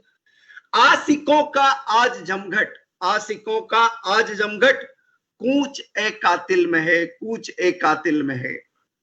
सरफरोशी की तमन्ना अब हमारे दिल में है, देखना है जोर कितना बाजुए कातिल में है। आप सोच सकते हैं कि जो क्रांतिकारी हैं वो स्वयं इस बात का एहसास कर रहे हैं कि उनका जीवन कितना है, उनके इन कार्यों का परिणाम क्या होगा। और लेकिन एक बात और मैं आप लोगों के माध्यम से कहना चाहता हूं, इस नाते मैं कह रहा हूं कि इनका इतिहास अवश्य पढ़ना चाहिए, इनके चरित्र को अवश्य देखना चाहिए, इनके व्यक्तित्व और कृतित्व को अवश्य देखना चाहिए। ये क्रांतिकारी हिंसा करने के लिए नहीं थे, निसंदेह इन्होंने प्रतिकार किया, निसंदेह चंद्रशेखर आजाद, भगत सिंह, इन सब ने सैंडर्स की हत्या की। लेकिन दिल्ली के टाउन हॉल में जहां प्रतिवेदन पास होना था, जहां सुनाना था उस गूंगी बहरी सरकार को, उस साम्राज्यवादी सरकार को, उस औपनिवेशिक सरकार को, चाहते तो कोई बड़ा बम फेंक सकते थे जिससे बहुत जनधन की हानि होती है, लेकिन बहुत सोच विचार करके निर्णय किया गया और उस निर्णय के बाद उस स्थिति पर पहुंचे कि नहीं, हमको हिंसा का सहारा नहीं लेना है। एक और घटना मैं आपको बताता हूं जिससे आपको इसका दूसरा पक्ष अवश्य मिलेगा। काकोरी की घटना के बाद चंद्रशेखर आजाद के तमाम साथी पकड़ लिए गए। चंद्रशेखर के पीछे जिस ब्रिटिश ऑफिसर को लगाया गया वो इतना पीछे पड़ा हुआ था कि वह इनका जीना दूभर किए हुए था। एक बार ये अपनी मां से रात्रि में मिलने गए, पुलिस ने छापा मार दिया। ये थे, इनका एक साथी था, वह साथी मारा गया। ये किसी तरीके से फायरिंग करते हुए बच बचा करके निकल गए और उसके एक दिन के बाद उस ब्रिटिश ऑफिसर के घर में दाखिल हो गए और उस ब्रिटिश ऑफिसर की कनपटी पर रिवॉल्वर लगा दी और उसको कहा, आइंदा से मेरा पीछा किया तो ऊपर भेज दूंगा। आप सोच सकते हैं कि उनको उसके कर्तव्य बोध का भी एहसास था, लेकिन उसको वो एहसास दिलाना चाहते थे कि अगर मेरा पीछा करोगे तो तुम्हारा भी वर्ण मृत्यु कर लेगी। आसानी से मार सकते थे लेकिन मारा नहीं। जब मैं उनके कृतित्व की बात कर रहा हूं तो मित्रों, जब वो बिस्मिल के साथ थे, सचिंद्र सान्याल के साथ थे, हिंदुस्तान रिपब्लिकन एसोसिएशन के साथ थे, तो उस वक्त भी उनके ऊपर बहुत बड़ी जिम्मेदारी थी कि वो अपने दल के लोगों के लिए हथियार इकट्ठा करें, अपने दल के लोगों के लिए पैसा इकट्ठा करें जिससे उनका जीवन चल सके। और कई ऐसे अवसर आए कि उन लोगों को पैसा लेने के लिए, पैसा एकत्र करने के लिए, जिससे हथियार खरीदा जा सके, जिससे क्रांतिकारी गतिविधि को आगे बढ़ाया जा सके, डकैती भी डालनी पड़ी। 2 डकैतियों का जिक्र मिलता है। एक पहली डकैती में ये सब लोग गए, हाँ, उसका एक नियम होता था, हत्या नहीं करनी है, सिर्फ डराना धमकाना है, किसी महिला के साथ कोई अभद्रता नहीं करनी है, और यदि ऐसी कोई स्थिति पहुंचे तो तुरंत निर्णय लेना है। पहली ही डकैती में जिस घर में ये लोग घुसे, एक महिला ने बहादुरी दिखाते हुए झपट्टा मारा और चंद्रशेखर आजाद के रिवॉल्वर उसने छीन ली। मित्रों, चंद्रशेखर आजाद के सभी साथी लौट आए, लेकिन उन्होंने कोई ऐसा कार्य नहीं किया जो भारतीय समाज और संस्कृति के विपरीत जाता हो। अनुनय करते रहे, विनय करते रहे, लेकिन उनकी वो रिवॉल्वर वापस नहीं मिली और बहुत दुखी हुए कि ऐसा कार्य भी किया, कोई संग्रह भी नहीं हुआ और बड़ी मुश्किल से कुछ हथियार थे, उनमें से एक हथियार चला गया। इसके बाद दूसरी डकैती फिर इन लोगों के द्वारा डाली गई। वह परिवार, उस परिवार से कुछ मिल पाता, उससे पहले ही चंद्रशेखर आजाद ने महसूस किया कि इनका एक साथी उस परिवार की एक महिला पर बुरी नजर रखे हुए है, बुरा बर्ताव कर रहा है, और इन्होंने चेतावनी दी। जब वो नहीं माना तो इन्होंने स्वयं उसको अपने हाथों से गोली मार दी। मैं इस नाते इस चरित्र को लाना चाहता था, आपके समक्ष रखना चाहता था कि कितना जीवट था सिद्धांतों के लिए, कितना जीवट था भारतीय समाज के लिए, और कितना जीवट था, कितना पवित्र विचार था भारतीय समाज की माताओं बहनों के लिए। प्रत्येक नारी में वो अपनी मां ढूंढते थे, प्रत्येक नारी को वो मातृभूमि की तरह मानते थे। स्वयं उनका शरीर बहुत खूबसूरत था, हैंडसम थे, तमाम लोग उनकी तरफ आकर्षित होते थे, लेकिन उन्हें ध्येय वाक्य कहने की एक परंपरा बना रखी थी। एक वक्त में एक ही से प्यार किया जा सकता है, एक से ही लगाव रखा जा सकता है, और मेरा लगाव भारत माता के साथ है, इस मातृभूमि के साथ है। उनके पास कई ऐसे अवसर आए जब किसी मठ में उनको सेवक बन करके रहना पड़ा। गाजीपुर के पास एक मठ में उनको रहना पड़ा, ये सोच करके उनके साथियों ने कहा कि इस मठ में जो महात्मा जी रहते हैं उनका स्वास्थ्य खराब रहता है, आप रहेंगे तो ये मठ अपना हो जाएगा, क्रांतिकारी गतिविधियों के लिए भी जगह मिल जाएगी, और जो संपत्ति है उस मठ की अपने काम आएगी। चंद्रशेखर आजाद गए, उन्होंने उस संत की इतनी सेवा कर दी कि वो हिष्टपुष्ट हो गए। इनके साथियों के द्वारा दबाव डाला गया, लेकिन इन्होंने कोई गलत कार्य नहीं किया। 2 महीने उपरांत वो स्वयं वहां से छोड़ करके चले गए। तो ये क्रांतिकारी पैसे पैसे को मोहताज थे, हथियार खरीदना एक बहुत बड़ी जरूरत थी। इस नाते इन सब ने मिल करके काकोरी की वो घटना की, ये जानते हुए कि बहुत ज्यादा रिस्क है, बहुत ज्यादा खतरा है, हमारे तमाम साथी मारे जा सकते हैं। राम प्रसाद बिस्मिल ने, अशफाकुल्ला खान ने मना किया था कि हमको काकोरी नहीं करना चाहिए, हमारे ऊपर प्राणघातक हमले हो सकते हैं, हमारे लोग पकड़े जा सकते हैं, मारे जा सकते हैं। लेकिन जब एक बार तय कर लिया इन सब ने, तो सभी लगे। काकोरी में जो धन लूटा गया, उस लूट से हथियार को इकट्ठा किया गया, और उस लूट के उपरांत तमाम लोगों को ब्रिटिश सरकार ने कैद भी किया, फांसी की सजाएं भी दी, लेकिन चंद्रशेखर बचते रहे। पैसे पैसे की विपन्नता थी, माँ बाप गांव में रहते थे, उनकी आर्थिक स्थिति अच्छी नहीं थी, उनको देर सवेर जानकारी मिलती थी, लेकिन चंद्रशेखर आजाद कोई मदद नहीं कर पाते थे। कानपुर में एक बार गणेश शंकर विद्यार्थी जी को यह सूचना मिली, तो गणेश शंकर विद्यार्थी जी ने 200 रुपए उनके हाथ पर रखे और ये कहा कि ये पैसा अपने मां पिताजी को भिजवा दीजिए, क्योंकि वो लोग बहुत गरीबी में रह रहे हैं, उनकी जरूरतें पूरी नहीं हो रही हैं। इस नाते आपको ये पैसा वहां भिजवाना चाहिए। चंद्रशेखर आजाद ने वो पैसा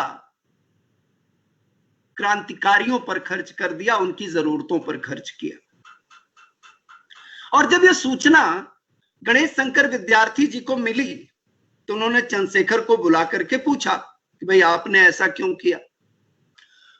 तो उनके शब्द जो हैं वो बड़े मार्मिक शब्द हैं।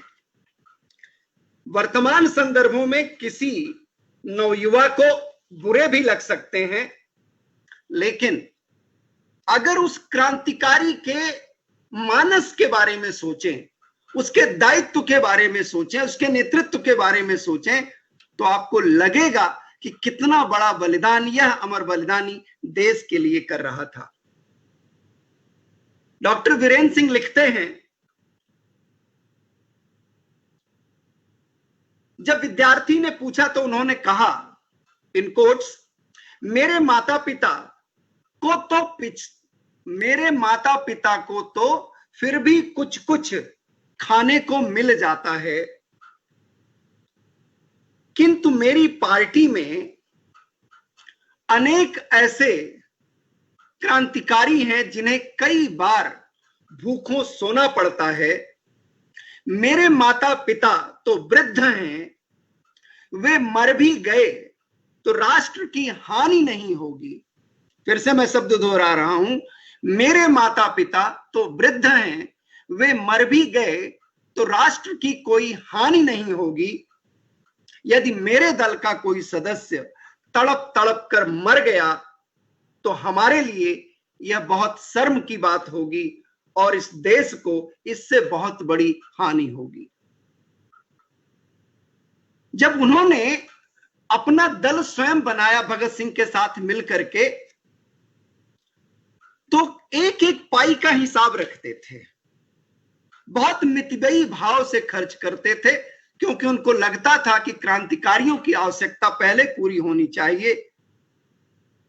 जो असलहे खरीदने हैं, जो गन खरीदनी है, जो उसके लिए साजो सामान खरीदना है, उसकी आपूर्ति पहले होनी चाहिए। इस नाते बहुत मितव्ययता के साथ वो खर्च करते थे और प्रत्येक क्रांतिकारी साथी को 4 आना प्रतिदिन के हिसाब से वो खर्च देते थे।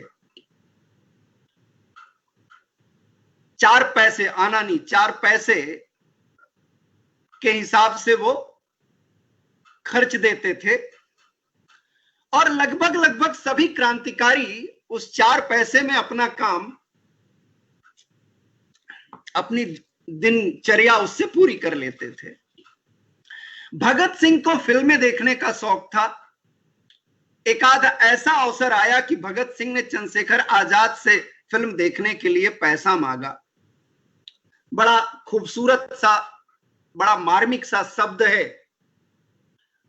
उन्होंने भगत सिंह को कहा, हाँ इसके पहले का एक जिक्र है कि भगत सिंह को उनकी जो सिनेमा देखने की आदत थी, आगाह करते हुए कहते हैं कि आपकी ये जो आदत है कभी आप पर भारी पड़ेगी, आप पकड़े जा सकते हो। लेकिन भगत सिंह ने कहा उसकी चिंता आप मत करें। और उसी हास परिहास में उन्होंने कहा कि चंद्रशेखर आजाद को पकड़ना ब्रिटिश पुलिस के लिए संभव नहीं है, और पकड़ भी लिया तो एक रस्से से इनको फांसी नहीं लगाई जा सकती, इनके लिए 2-2 रस्से लगाने पड़ेंगे, क्योंकि गर्दन मोटा है, शरीर भी मोटा है। और उस वक्त बड़े गंभीरता से चंद्रशेखर आजाद ने अपनी माउजर को हाथ लगाते हुए कहा था, जब तक मेरे पास यह है मुझे कोई कैद नहीं कर सकता। मैं आजाद पैदा हुआ था, आजाद ही मरूंगा। आप सोच करके देखिए, मैं आजाद ही पैदा हुआ था, आजाद ही मरूंगा। और जो अल्फ्रेड पार्क की घटना के बारे में आलोक जी जिक्र कर रहे थे, वो अपने आप में एक शोध का विषय है। पंडित नेहरू जी से मिलकर के आए थे।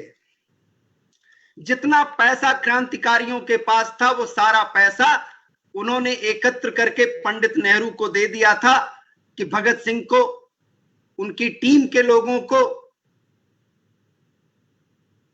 जेल से छुड़ाने, फांसी से बचाने का प्रयत्न करना चाहिए। लेकिन उनके द्वारा कोई कार्य नहीं किया गया। उस बात को लेकर के चंद्रशेखर आजाद आखिरी बार नेहरू जी से मिले थे और उसी दिन जब वो अल्फ्रेड पार्क पहुंचे, किसी ने मुखबिरी कर दी। दो लोगों का नाम आता है, एक अप्रत्यक्ष रूप में एक ब्रिटिश ऑफिसर की जो डायरी है, जिसने रेड मारी थी, जिसने छापा मारा था, जिसने 80 पुलिस वालों को लेकर के वो अल्फ्रेड पार्क घेरा था। वो अपनी डायरी में लिखता है कि मैं दोपहर में भोजन कर रहा था और एक कांग्रेस के बड़े नेता के द्वारा एक संदेश भिजवाया गया और मैं भोजन छोड़ करके उनसे जाकर के मिला। वो कौन से नेता थे जिनको जानकारी थी चंद्रशेखर आजाद कहां होंगे? वो कौन से नेता थे जो चंद्रशेखर आजाद के बारे में पुख्ता जानकारी दे सकते थे? यह आर्काइव्स में रखा हुआ है, पढ़ने की आवश्यकता है। शायद ये वही आर्काइव्स के पेपर हैं जिनको नेहरू जी ने कहा था गोविंद वल्लभ पंत को कि इनको खत्म कर दीजिए, जला दीजिए। लेकिन गोविंद वल्लभ पंत ने उसको यूपी की ट्रेजरी में रखवा दिया, उत्तर प्रदेश की ट्रेजरी में रखवा दिया, उसको जलाया नहीं। किसी शोधार्थी ने शोध करने की भी जरूरत महसूस नहीं की कि क्यों हत्या हुई, कैसे हत्या हुई, किसने सूचना दी। उनके भतीजे के द्वारा आक्षेप जरूर लगाए गए हैं, लेकिन ऐसा आक्षेप है जब तक इसके बारे में पूरी तरह से प्रमाण ना हो। लेकिन मैं सिर्फ आपके समक्ष एक जानकारी रखना चाहता था, इस नाते रखी। मित्रों, वो कहते हैं ये जनता, भगत सिंह ने जब उनसे जिक्र किया कि मुझको फिल्म देखने के लिए कुछ पैसा दे दीजिए, तो उस वक्त तो कहते हैं ये जनता जो तुम्हें देती है वह हम सबको अपने खून से वापस करना पड़ेगा। बड़ा सामान्य सा शब्द है, लेकिन जरा इसकी गंभीरता को सोचें। जो जनता तुमको देती है वह तुम्हें अपने खून से वापस करना पड़ेगा। और इन क्रांतिकारियों ने अपनी प्राणों को न्यौछावर करके, राष्ट्र की बलिवेदी पर स्वयं को न्यौछावर करके वह कर्ज उतारने का प्रयास किया, जिससे एक और भ्रांति उनके बारे में कही जाती है कि वो नारी समाज के प्रति बहुत संवेदनशील नहीं थे। प्रारंभिक जीवन में निसंदेह उन्होंने अपने क्रांतिकारी दल में महिलाओं को शामिल नहीं होने दिया, लेकिन जब दुर्गा भाभी जैसा चरित्र सामने आया तो उसको उन्होंने शामिल किया, मान सम्मान भी दिया और साथ में कहते भी थे कि अगर कोई दंपत्ति क्रांतिकारी के रूप में हमारा सहयोग करता है तो इससे बेहतर कुछ हो ही नहीं सकता है। तो वो एक आक्षेप जो उनके ऊपर लगाया जाता है, उस आक्षेप को स्वयं उन्होंने आगे चल करके झुठलाया। एक और बात, क्योंकि समय भी काफी हो रहा है, तो मैं अपने वक्तव्य को समेटूंगा और मुझे माननीय कुलपति जी को भी थोड़ा सा सुनना है, तो इस नाते मैं अपने आप को समेटने की तरफ ले चल रहा हूं।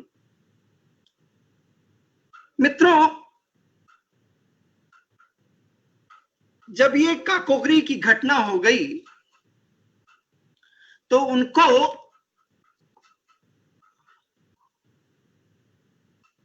कुछ लोगों ने सलाह दी कि आप पकड़े जाएंगे तो आपको फांसी हो जाएगी, और फांसी हो जाएगी तो आपको रूस चले जाना चाहिए, बच जाना चाहिए, फिर आप वहां से आंदोलन चलाएं। एक और घटना बीच में मुझे याद आ रही है कि लोगों ने सारा पैसा नेहरू जी को दे दिया था कि जिससे भगत सिंह, सुखदेव ये सब बचाए जा सके, लेकिन उस पर कोई कार्य नहीं हुआ, कोई प्रयास ही नहीं हुआ।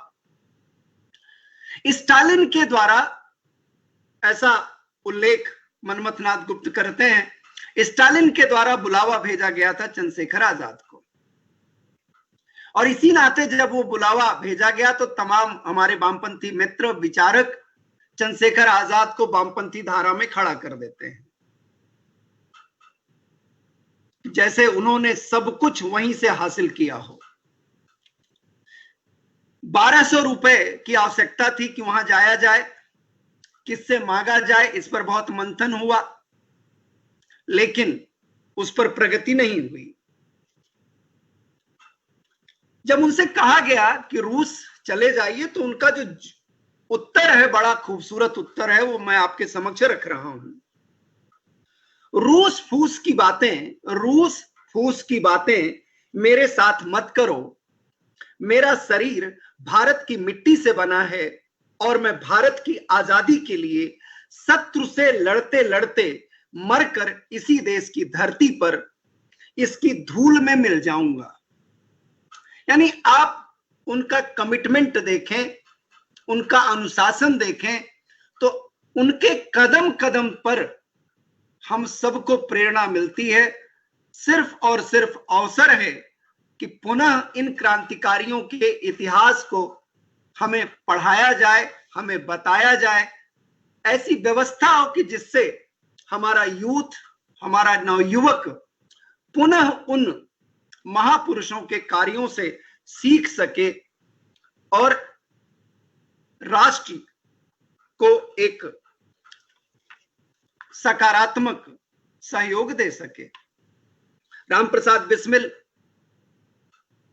एक तरह से उनके गुरु माने जा सकते हैं। वो आर्य समाजी थे और आर्य समाज में छुआछूत, मूर्ति पूजा आदि जो तत्व हैं, उनका विरोध बहुत प्रखरता से था। चंद्रशेखर आजाद इससे भी बहुत प्रभावित थे। वे कोई भी ऐसी व्यवस्था नहीं चाहते थे जिसमें कहीं पर शोषण हो। निसंदेह वे लोकतंत्र को चाहते थे, लेकिन उनका लोकतंत्र ऐसा लोकतंत्र था जिसमें शोषण के लिए कोई स्थान नहीं था। उनके जो सूक्त वाक्य हैं, उन सूक्त वाक्यों को मैं कहता हुआ अपनी बात समाप्त करूंगा। दुश्मन की गोलियों का हम सामना करेंगे, आजाद हैं, आजाद ही रहेंगे। और जब अल्फ्रेड पार्क में लड़ते लड़ते उनके पास एक गोली बची, तो उन्होंने जो अपना प्रण था कि मैं किसी के द्वारा अरेस्ट नहीं किया जा सकूंगा, आजाद हूं, आजाद ही रहूंगा, उसको ध्यान रखते हुए जो आखिरी गोली थी वह स्वयं ही मार ली और राष्ट्र की बलवेदी पर शहीद हो गए। अंत में शहीदों की चिताओं पर लगेंगे हर बरस मेले। जब मुझे अतनु जी ने ये कार्य दिया कि मुझे बोलना है, कुछ विचार साझा करना है, तो विश्वास मानिए कि मुझे ये दो जो रुबाइयां हैं वो याद आई। एक मैंने जिक्र आपसे पहले किया, सरफरोशी की तमन्ना। दूसरा, ये स्कूल में हम लोग पढ़ा करते थे। मुझे वो चित्र याद आया कि तमाम नौजवान युवक चंद्रशेखर आजाद की तरह अपने आप को बलशाली, बलिष्ठ और उस तरह से मूछे रख करके अपने आप का शौर्य दर्शाने की कोशिश करते थे। मैं फिर से कहता हूं, शहीदों की चिताओं पर लगेंगे हर बरस मेले, वतन पर मरने वालों का यही बाकी निशा होगा, यही बाकी निशा होगा। एक बार पुनः गुजरात केंद्रीय विश्वविद्यालय को, माननीय कुलपति जी को, आयोजक मंडली को, आलोक जी को, अतनु जी को, सभी को बहुत बहुत साधुवाद कि आप सब ने मुझे अवसर दिया कि मैं आपसे अपने कुछ विचार चंद्रशेखर आजाद के बारे में साझा कर सकूं। इन महापुरुषों का चरित्र इतना बड़ा है, कृतित्व इतना बड़ा है, एक वेबिनार में, एक गोष्ठी में इनको समेटा नहीं जा सकता। सिर्फ इतना आग्रह करते हुए पुनः नमन करूंगा कि जो भी लोग सुन रहे हों, क्रांतिकारियों के द्वारा लिखे हुए ग्रंथ को अवश्य पढ़ें। तत्कालीन परिस्थितियों में जो ग्रंथ लिखे गए उनको पढ़ें। जो संस्थागत इतिहासकार हैं, इन्होंने देश का भला नहीं किया है, तत्कालीन परिस्थितियों में उपजे हुए इतिहासकारों को पढ़ेंगे तो परिस्थितियां क्या थी, समाज कैसा था, क्या संघर्ष था, क्या बलिदान था, उनके बारे में हम जान सकेंगे। पुनः बहुत बहुत धन्यवाद। बहुत बहुत धन्यवाद सर, आपका इतनी सुंदर सारगर्भित भाषण के बाद, खास करके भाषण तो नहीं कहूँगा बल्कि मैं उसको मानूंगा कि एक एकेडमिक जो डिस्कशन रहा है, आपने जो जानकारियाँ दी है, तो बहुत न केवल विद्यार्थियों के लिए बल्कि सभी के लिए, हम सभी के लिए एक प्रेरणादायी है। और चंद्रशेखर आजाद की केवल हम जन्म से लेके उनका व्यक्तित्व, उनके बलिदान के बारे में जानते थे, इतिहास से जो पढ़ाया गया वही जानते थे, लेकिन आज आपने कई सारे चीज ऐसा बताया जिसमें ये दिखता है कि चंद्रशेखर आजाद जी का सामाजिक और आर्थिक रूप से संघर्ष के दिनों में और खास करके फ्रीडम फाइटर के स्ट्रगल के दिनों में इन्होंने किस प्रकार अपनी आर्थिक रूप से स्वतंत्र होना तथा समाज में जो विकृतियां हैं उसको सुधारना, जैसे आप अंत में भी कहा है कि वो छुआछूत और इन सबसे ऊपर आर्य समाज के साथ करीब रहना, ये अपने आप में दर्शाता कि ना वो केवल स्वतंत्र होना चाहते थे बल्कि एक लोकतंत्र ऐसा खड़ा करना चाहते थे कि जिस लोकतंत्र में ना भ्रष्टाचार हो, ना पक्षपात हो, ना इस प्रकार की कोई भावनाएं या भाव हो। तो कार्यक्रम को आगे बढ़ाने के लिए मैं अंत में हमारी जो सेशन के कार्यक्रम को सेशन के चेयर कर रहे हैं हमारे कुलपति आदरणीय कुलपति प्रोफेसर रमाशंकर दुबे सर से विनती करूंगा कि आप अध्यक्ष भाषण दें। आदरणीय कुलपति सर।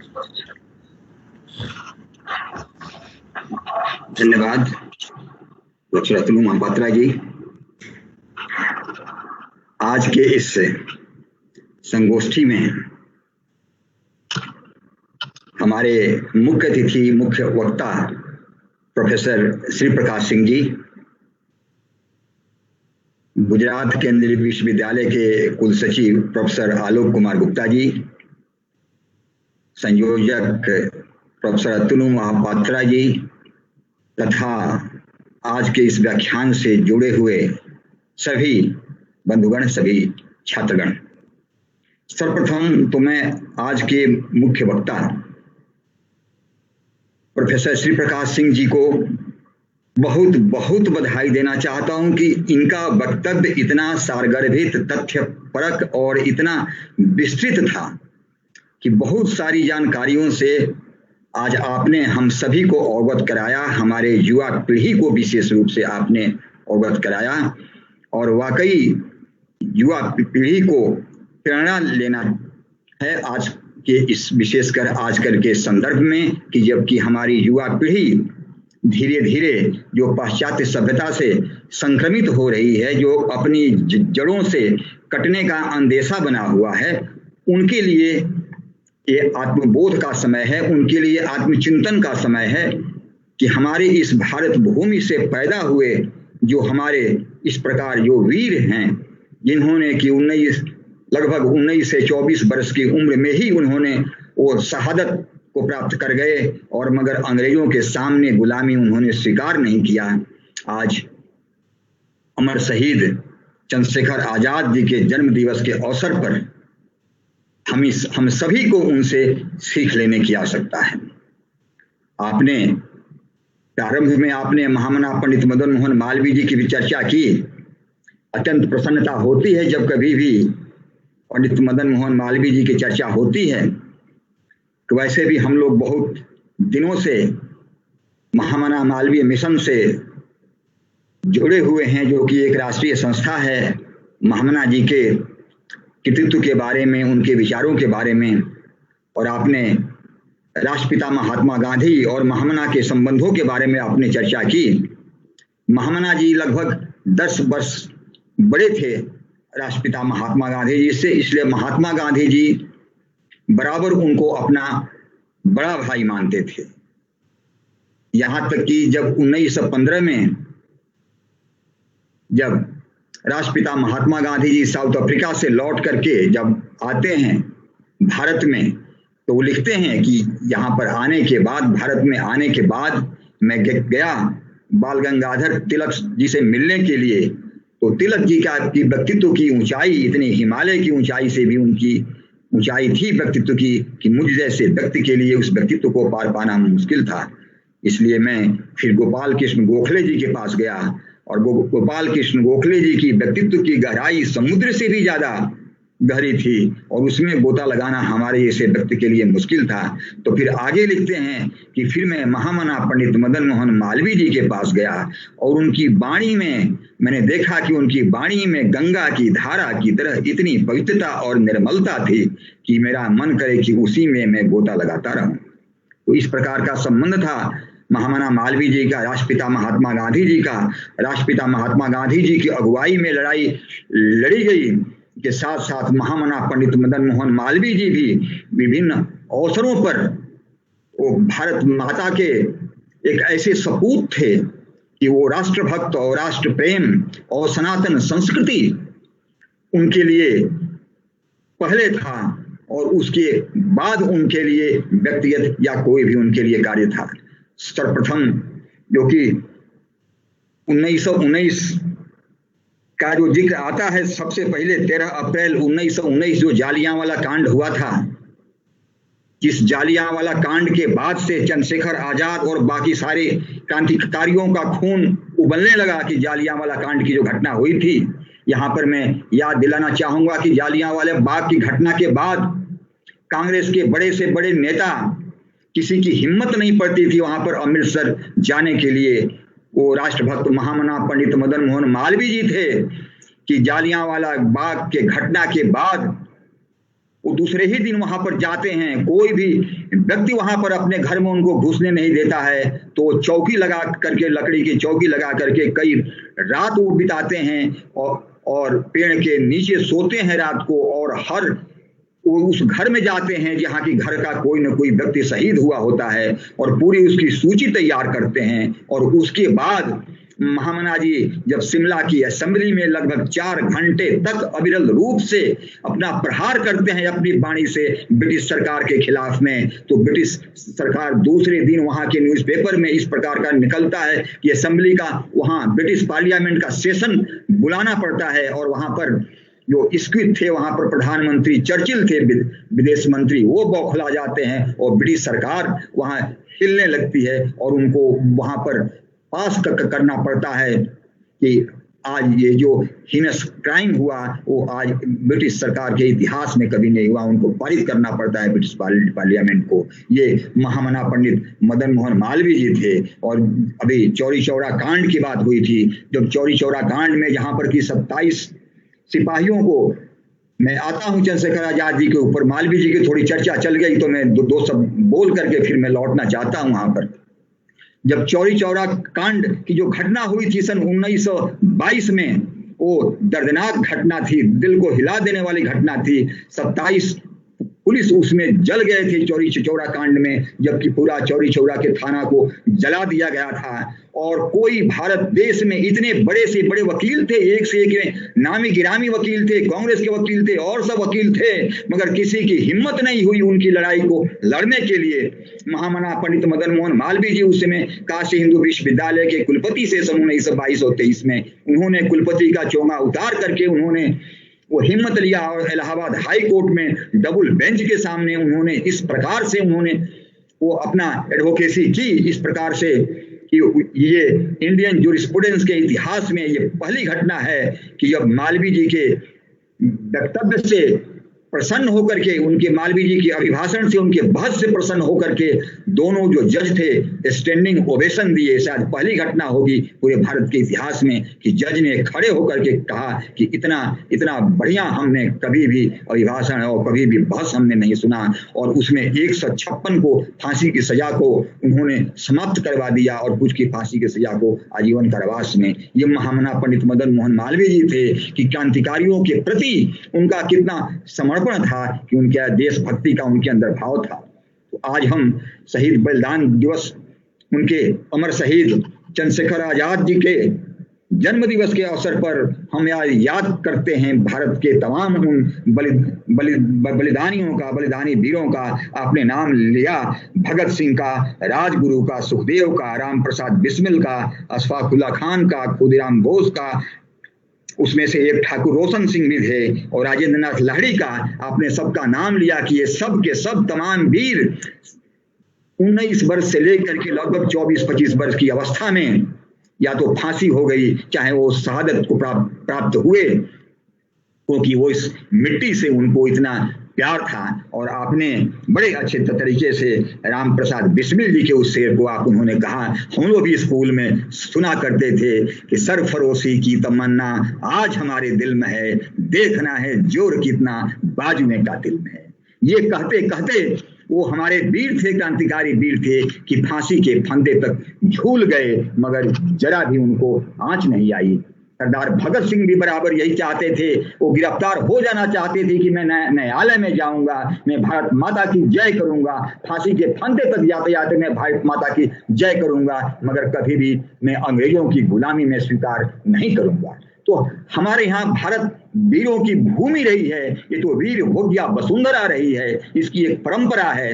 जब 1857 का प्रथम स्वतंत्रता संग्राम शुरू हुआ, रानी लक्ष्मीबाई और वीर कुंवर सिंह को हम सभी जानते हैं। वीर सावरकर का आपने जिक्र किया कि वो किस प्रकार से यहाँ से इंग्लैंड तक हर जगह पूरे उन्होंने धूम मचा दिया और पूरी अंग्रेजी सत्ता की नींव हिला करके उन्होंने रख दी।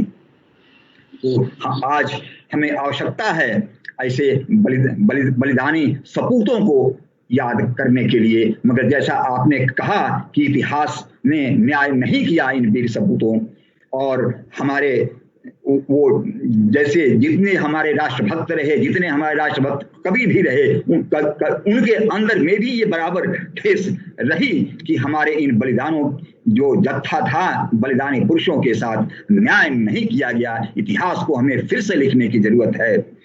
राष्ट्र कवि रामधारी सिंह दिनकर जी लिखते हैं, कलम आज उनकी जय बोल में, जला अस्थियां बारी बारी छिटकाई जिसने चिनगारी, जो चढ़ गए पुण्य वेदी पर लिए बिना गर्दन का मोल, कलम आज उनकी जय बोल। और जो आपने इतिहास की बात की, तो वाकई तो इतिहास ऐसे लोगों के हाथों में पड़ गया कि हमारे जड़ से हम कटते चले गए। उसके लिए भी रामधारी सिंह दिनकर जी ने बहुत सटीक लिखा है, अंधा चका चौंध का मारा, अंधा चका चौंध का मारा, क्या जाने इतिहास बेचारा, साखी है इनकी महिमा के सूर्य चंद्र भूगोल खगोल, कलम आज उनकी जय बोल। तो आज आपने अपने इतने सुंदर वक्तव्य से आपने उनकी जय जयकार की, आपने उन बलिदानियों की जय जयकार की, आपने भारत माता के उन वीर सपूतों की जय जयकार की। तो वास्तव में जो आजकल की युवा पीढ़ी है, वो युवा पीढ़ी सीख लेगी कि हमारी जो भारत की अपनी संस्कृति है वो हजारों वर्षों की संस्कृति है, और इस संस्कृति को अंग्रेजों ने जो हमारी सांस्कृतिक विरासत को जितना छिन्न भिन्न किया, उससे पहले किसी ने बहुत आक्रांता आए, कुछ भागों में हमारी संस्कृति को उन्होंने संक्रमित करने का प्रयास किया, मगर अंग्रेजों ने, जो कि हम सोने की चिड़िया कहलाते थे, इस सोने की चिड़िया को उन्होंने उस नीचे से नीचे इकोनॉमिक स्तर के धरातल पर पहुंचा दिया। तो आज हमारे देश में इतने वीर सपूत थे जिनके बदौलत हमारा देश अंग्रेजों के चंगुल से मुक्त हुआ। आज पुनः आवश्यकता है इतिहास को सही ढंग से लिखने की आवश्यकता है कि जो हमारे जो वीरों की एक परंपरा रही है, जो वीर जो हमारे देश प्रेम को जो उन्होंने उतना जगाया, आज पुनः हमको देश प्रेम को जगाने की जरूरत है। अभी गुप्ता जी ने मैथिली शरण गुप्त की बातें इन्होंने कही बड़े सही ढंग से कि हम कौन थे, क्या हो गए और क्या होंगे अभी, वो बेचारे आज मिलकर ये समस्याएं सभी। तो ये भी एक समस्या है, हमें विचार करना है। आज हमारी युवा पीढ़ी जा किधर रही है? आज हमारी युवा पीढ़ी को पाश्चात्य सभ्यता से संक्रमित होना है, या हमारी युवा पीढ़ी को अपनी जो हमारी जड़ें हैं, जो जिन वीरों ने अपने खून से इस देश को सींचा, इस देश को आजादी दिलाने के लिए, उनको, जैसे आपने उनके राह की बात की कि चंद्रशेखर आजाद जी को जब अंग्रेजों से मुठभेड़ हुई तो मुठभेड़ के बाद से उन्होंने अंतिम गोली से अपने को मारा, और जब अंग्रेजों ने उनको जलाया, वहां पर संस्कार किया प्रयागराज में, तो उनकी राख के लिए लूट मच गई, वहां पर लाखों की जनता इकट्ठा हो गई। तो आज हमें सीख लेने की जरूरत है कि ये भारत की धरती उन बलिदानियों की धरती है, और हमने तो देश की ऐसी परंपरा रही है कि कभी भी भारत देश की कभी भी विस्तारवादी परंपरा नहीं रही है, और कभी भी जिसने भी हमारे देश के ऊपर आक्रमण किया है हमने उसका जवाब दिया है, क्योंकि हमने हमारी तो गुरुकुल की परंपरा रही है, वहां भी हम शस्त्र और शस्त्र दोनों की शिक्षा हम लेते चले आ रहे हैं। हमारे यहाँ तो कहा भी गया है अगतः चतुरो वेद पृष्ठतम ससरो धनु, हमारे यहाँ आगे 4 वेद है, ज्ञान है, तो हमारे पीछे धनुष बाण भी है। हम शस्त्र और शस्त्र की दोनों की शिक्षा लेते हुए चलते हैं। ये हमारी संस्कृति में है, और हमारी संस्कृति हजारों वर्षों की पुरानी है, और हमारा देश तो सहिष्णु शुरू से ही रहा है। हमारा देश शुरू से ही शांति प्रिय रहा है। मैं यहाँ पर जिक्र करना चाहूंगा, जयशंकर प्रसाद जी लिखते हैं चंद्रगुप्त में, जब कार्नेलिया जब कहती है ग्रीक की सेना के सामने, और यह मधुमेह देश हमारा, जहां पहुंच अनजान क्षितिज को मिलता एक सहारा। हमारा तो वो देश है कि पूरे विदेशों में जहां जहां से लोग भगाए गए उनको शरण हमारे देश ने दिया, मगर हमारे देश के ऊपर किसी ने आक्रमण किया तो उसका हमने मुंह तोड़ जवाब दिया। ये हमारी एक परंपरा है। तो आज का दिन हम सबके लिए एक पुण्य दिन है कि अमर शहीद चंद्रशेखर आजाद जी को हम याद करते हैं, और उसके साथ साथ हम भगत सिंह, राजगुरु, सुखदेव, राम प्रसाद बिस्मिल सबको याद करते हैं। हम वीर सावरकर जी को याद करते हैं। आज के दिन ही हम आजाद हिंद फौज के संस्थापक नेताजी सुभाष चंद्र बोस जी को भी याद करने का दिन है। उनका भी उन्होंने विदेशों में जाकर के उन्होंने आजाद हिंद फौज की स्थापना की, और उनका भी था कि अंतिम बूंद की खून की अंतिम बूंद तक हम लड़ेंगे। दूसरे देश में जाकर के उन्होंने दिल्ली चलो का नारा दिया। वो क्रांतिकारी लोग हैं। आज इतिहास मांगता है कि हमारे ये जो क्रांतिकारी हैं इनकी गाथा लिखी जाए। जो पुराना इतिहास था और इस प्रकार और प्रयास हो रहा है। हम एक बार मन की बात कार्यक्रम के अंतर्गत माननीय प्रधानमंत्री जी ने कहा था कि युवाओं को प्रेरणा लेने की आवश्यकता है चंद्रशेखर आजाद के देश प्रेम से। उनके अंदर जो देश प्रेम की भावना थी, वो देश प्रेम की भावना को आज सबके अंदर लाने की आवश्यकता है। महामना पंडित मदन मोहन मालवीय जी अपने छात्रों से कहते थे, सत्येन ब्रह्मचर्येन व्यायामेनाय विद्या देशभक्ति आत्मत्यागेन सम्मानार्ह सदा भव। कहते थे मालवीय जी की देशभक्ति, देश प्रेम सबसे बड़ी भक्ति है, सबसे बड़ी शक्ति है। तो हर व्यक्ति के अंदर, हर युवाओं के अंदर आज विशेष करके आवश्यकता है कि हम देश प्रेम का भाव भरें, क्योंकि हमारा देश सर्वोपरि है। और उसके लिए इससे अच्छा उपयुक्त कुछ नहीं होगा कि हम हमारे जो वीर योद्धा रहे हैं, जो बलिदानी रहे हैं, उनके जीवन से हम प्रेरणा ग्रहण करें, उनकी जीवनी से हम प्रेरणा ग्रहण करें, और ग्रहण करते हुए फिर से हम अपने जो सशक्त भारत है, समर्थ भारत का हम निर्माण करें। इस अवसर पर मैं अपनी स्वरचित 2 पंक्तियां सुनाना चाहूंगा आप सबके समक्ष चौरी चौरा कांड के ऊपर, और विशेष करके जालियांवाला बाग के ऊपर कि महामना पंडित मदन मोहन मालवीय जी ने दोनों उस संदर्भ में क्या किया, उसके चंद पंक्तियां हैं अपनी स्वरचित। देशभक्तों की शहादत को जलियांवाला बाग कह रहा। ये युवाओं के लिए संदेश है, विशेष करके आजकल की जो युवा पीढ़ी है वो बलिदानियों से, देश प्रेमियों से उनको संदेश लेने के लिए ये पंक्तियां हैं। देशभक्तों की शहादत को जलियांवाला बाग कह रहा। अंग्रेजी फौज की क्रूरता से जब पूरा देश था उबल रहा, महामना अविरल वाणी से 5 घंटे तक किए प्रहार। चर्चिल हिल गए, स्किट हिल गए, और हिली ब्रिटिश सरकार। चर्चिल उस समय विदेश मंत्री थे, स्किट उस समय प्रधानमंत्री थे। ओजस्वी वक्ता महामना की देशभक्ति का ध्यान करें। हे युवा, राष्ट्र के जागो तुम, आओ निज पर अभिमान करें। अगली पंक्ति चौरी चौरा कांड से संबंधित है, जो महामना मालवीय जी का उसमें योगदान। उससे सन 1922 चौरी चौरा की जहाँ की असहयोग आंदोलन वापस ले लिया गया गांधी जी से। ये हमारे क्रांतिकारी वीर अलग हो लिए।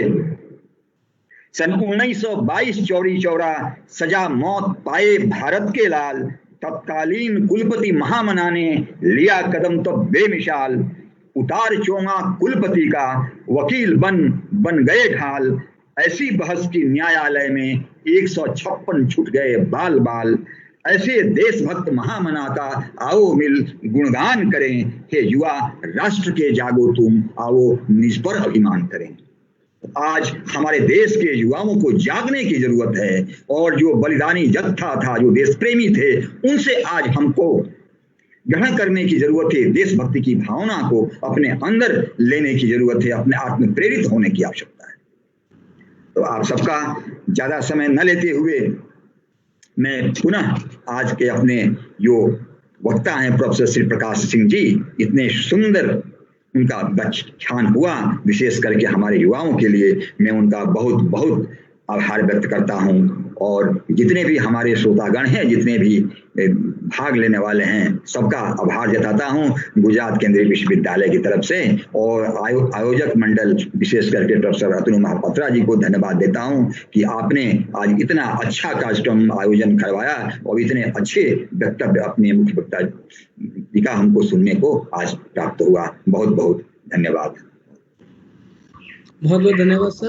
जैसे कि मैंने प्रारंभ में कहा था कि हमारे जो कुलपति महोदय हैं वो न केवल एक साइंटिस्ट है, बल्कि इनकी गहरा अध्ययन और रुचि इतिहास, संस्कृति और भारतीय संस्कृति के साथ साथ बहुत गहरा अध्ययन और रुचि है। तो जब भी सुनते हैं कुछ नया चीज वो हम हमारे समक्ष रखते हैं, ताकि हम जैसे नया युवा वर्ग और हम जैसे नए टीचर्स को हमें इनका प्रेरणा स्वरूप एक अच्छा मार्गदर्शक के नाते हमें मिलता है। तो बहुत बहुत आपकी मार्गदर्शन और आशीर्वचन के लिए बहुत बहुत साधुवाद, धन्यवाद। तो कार्यक्रम की अंत की ओर हम बढ़ रहे हैं। तो जैसे कि औपचारिक रूप से मैं निवेदन करूंगा हमारी एक भारत श्रेष्ठ भारत की टीम डॉक्टर चारुलता मैडम से कि वो धन्यवाद ज्ञापन करें। धन्यवाद सर। धन्यवाद सर। आप सभी को मेरा नमस्कार। अमर बलिदानी चंद्रशेखर आजाद जी को उनकी पुण्यतिथि पर शत शत नमन। मैं सर्वप्रथम प्रोफेसर श्री प्रकाश सिंह को बहुत बहुत धन्यवाद देती हूँ। आपने बलिदानी चंद्रशेखर आजाद की जयंती पर आयोजित परिचर्चा बलिदानी चंद्रशेखर आजाद व्यक्तित्व एवं कृतित्व पर अपना विस्तृत रूप से विचार प्रस्तुत किया और हमें उनके जीवन से जुड़े बहुत गूढ़ तथ्यों से अवगत कराया। बहुत बहुत धन्यवाद सर। अब मैं चेयर ऑफ द सेशन हमारे कुलपति प्रोफेसर रमाशंकर दुबे जी का हार्दिक आभार व्यक्त करती हूँ। आपने सर अपने अध्यक्षीय शब्दों से हमें देश भावना की अग्नि प्रज्वलित कर दी। बहुत बहुत धन्यवाद सर। और कार्यक्रम का शुरुआत हमारे कुल सचिव प्रोफेसर आलोक गुप्त जी ने की। जैसा कि प्रोफेसर प्रकाश सिंह ने भी बोला कि वो डर गए थे कि आप उनके लिए कुछ शब्द छोड़ोगे या नहीं। तो सर बहुत बहुत धन्यवाद। हम हमेशा ही आपकी बहुत अच्छी कविताओं सुनते आए और हम वेट करते हैं आप जब बोलते हैं। तो अब मैं इस कार्यक्रम के आयोजक एक भारत श्रेष्ठ भारत के nodal officer doctor Atul Mahapatra का बहुत बहुत आभार व्यक्त करती हूँ। सर बहुत बहुत धन्यवाद इस कार्यक्रम का आयोजन करने के लिए। जैसा कि वीसी सर ने बोला कि हमें आपने बहुत अच्छा वक्ता दिया सुनने के लिए। अब मैं इस कार्यक्रम से जुड़ने के लिए सभी टीचिंग, नॉन टीचिंग और विद्यार्थियों को आभार व्यक्त करती हूँ। इस कार्यक्रम के संचालन में सहयोग करने के लिए प्रोफेसर मनीष जी एवं आईसीटी टीम को बहुत बहुत धन्यवाद देती हूँ। इसी श्रृंखला में आगे बढ़ते हुए इस कार्यक्रम के सभी श्रोतागण का तहे दिल से आभार व्यक्त करती हूँ। खूब खूब आभार छे। मैं एक शेष भारत की तरफ से आप सभी को बहुत बहुत धन्यवाद देती हूँ। मैं आजाद जी के कहे कथन, मेरा नाम आजाद है, मेरे पिता का नाम स्वतंत्रता और मेरा घर जेल है, इस कथन के साथ अपनी वाणी को विराम देती हूँ। जय हिंद, जय भारत। बहुत बहुत धन्यवाद।